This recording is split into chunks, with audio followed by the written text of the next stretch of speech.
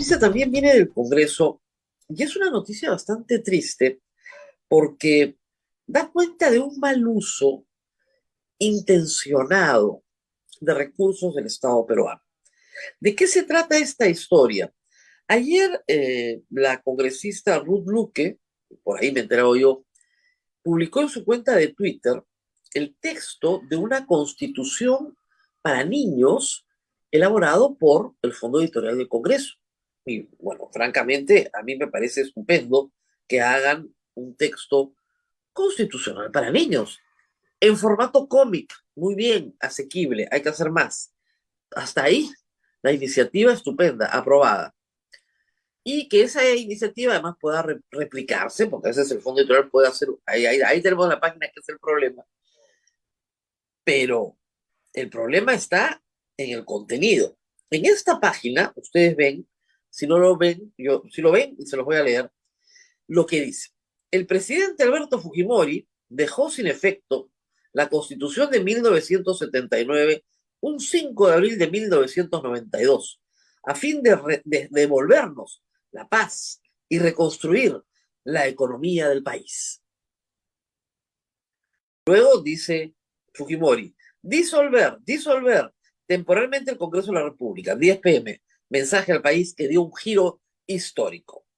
Luego, en amarillo, dice, esta medida permitió que el país superara aquellos problemas que amenazaban a todos los peruanos y se retomara la tranquilidad en el territorio nacional. Y hay una foto hay un dibujo del Congreso de la República. En esta primera página, yo no sé cómo explicarles todos los errores que hay históricos. En primer lugar, esto es un texto se llama, así, voy a volver a mirarlo, se llama Constitución Política del Perú para Escolares. Así se llama. Y debería enseñar lo que tiene la Constitución del 93. Pero han decidido hacer un cómic donde se ensalza la figura de Alberto Fujimori por dar un golpe de Estado. Dar un golpe de Estado no es un acto de bondad con el pueblo. Les releo, ¿no? El presidente Alberto Fujimori dejó sin efecto la Constitución de 1979, un 5 de abril de 1992. Falso. Dato histórica y jurídicamente falso. La Constitución del 79 solo es sustituida cuando por referéndum se aprueba la del 93. Que el presidente de la República se haya sentado en la Constitución y haya dado un golpe de Estado no hace que esta pierda su vigencia. Recién, cuando se ratifica la Constitución del 93 en un acto popular, un año y medio después, es que se deroga la Constitución del 79. ¿O creen en el Congreso que vivimos sin Constitución durante año y medio? ¿Esto es un texto para escolares? ¿En serio? Dios mío. Y bueno, a fin de, ¿cómo es? De devolvernos la paz y reconstituir la economía del país. La paz. La Paz, en 1992, el Grupo Colina operaba. El señor presidente Alberto Fujimori está preso por esa razón, por las operaciones del Grupo Colina en 1992. Y el Congreso que sale en la parte de abajo de la imagen, el señor presidente Alberto Fujimori lo cerró y lo mantuvo cerrado desde abril hasta el año siguiente, convocando a un proceso electoral porque fue forzado por la OEA, y ese fue el compromiso de las Bahamas. Primero cerró a la bestia y al mes tuvo que decir, bueno, elecciones. Esa es la historia. La OEA lo combinó a convocar elecciones para encontrar una salida democrática a un acto inconstitucional, al acto inconstitucional que constituía en ese momento cerrar el Congreso, porque no había, miren, esa noche, cuando yo recibo la primera llamada, mi primera reacción fue, eso no se puede, porque en ese momento tenías que negar confianza 3 veces y solo disolver la Cámara de Diputados. Y alguien se rió y me dijo, no estás entendiendo, es un golpe de Estado militar. Ah, ok, desapareció el Estado de Derecho. pero la Constitución permanece hasta que se deroga. Entonces, la verdad que ni siquiera han escrito correctamente el texto. Y luego, ese congresito que aparece abajo, lo cerraron hasta que se instala el CCD. Y lo que es terrible es lo que está en amarillo. Esta medida permitió que el país superara aquellos problemas que amenazaban a todos los peruanos y se retornara a la tranquilidad en el territorio nacional. Eso no es verdad. Los problemas que teníamos todos los peruanos en la parte económica persistieron durante toda la década del 90. No, gracias a Dios, no fueron los problemas que nos dejó Alan García. Pero el país recupera la senda del crecimiento explosivo recién el 2002, por un ciclo muy bueno realmente y muy bien aprovechado, porque habían las bases de precios de los metales.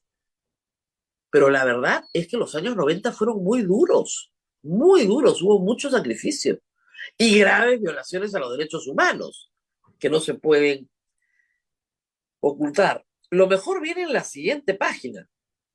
Dice así: recuerden, amiguitos, que para realizar esta constitución participaron 80 congresistas de diversos partidos políticos. Lo que no dice es que el fujimorismo tenía 44 de los 80. Entonces tenían mayoría absoluta, no había mucho que se podía hacer. Producto del arduo trabajo, se logró un texto constitucional cuya aprobación en promedio alcanzó un 85.73% en el Pleno del Congreso Constituyente Democrático. Las votaciones. Y luego mienten. Mienten, y eso sí es una cosa descarada. Y la nueva constitución fue confirmada por el pueblo a través de un referéndum, obteniendo una aceptación mayor al 55% requerido. Falso, falso. Y ayer José Alejandro Godoy ha sacado un hilo muy largo con la explicación. De voto válido, perdón, de voto emitido alcanzó el 48%. Casi no pasa. Pero sacando los nulos y los blancos alcanzó el 52.3%. 52. Es bueno recordar que esta constitución se aprobó por referéndum también, cosa que no había pasado antes. Pero hay que decir que se aprobó con las requete justas. Pero con las requete justas. No es tan fácil, como saben hoy en Chile, aprobar una constitución por referéndum. Con las requete justas. Ojo. Entonces, poner ese número de 85.73, que no significa nada, gigante, y abajo el de 55, que además es falso, te hace creer, o le hace creer a un niño, que el 85% aprobó la Constitución cuando fue el 52.3. Lo más interesante es el cerebrito que está al lado del Congreso. ¿Por qué está un cerebrito ahí? Para que piense seguramente, pero decía Jonathan Castro que parece ser un recuerdo de Vladimiro Montesinos, que fue el cerebrito detrás de toda la operación del golpe de Estado.